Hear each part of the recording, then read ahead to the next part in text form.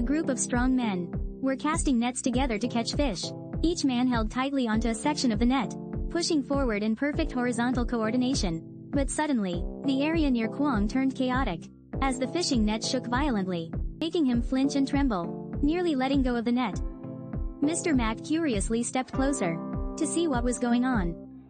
As he walked, he wondered, what kind of creature underwater could be that fierce?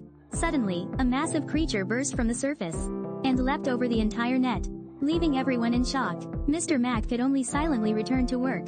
But not long after, another large creature suddenly appeared before him. It jumped up without warning, making him hesitate whether he should continue pulling the net in such a dangerous situation. Just as he stepped ashore, schools of small fish began leaping out of the water. Before he could react, a large fish slammed into his back from behind.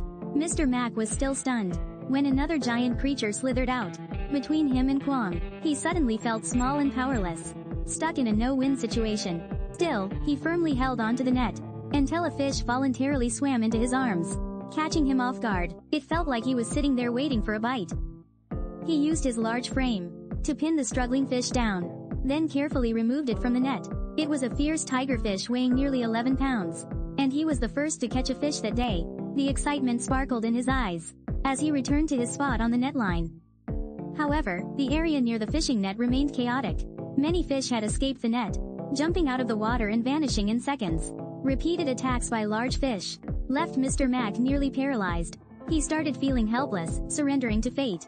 As the fishermen pulled the net closer to shore, Mr. Mack managed to remove another tiger fish, weighing around 7.7 to 8.8 pounds. The others were stunned to discover that all the fish in the net were tiger fish of exceptional size. This meant that the smaller fish in the pond had likely been completely wiped out. Knowing there were still monsters left in the pond, the group decided to conduct another sweep.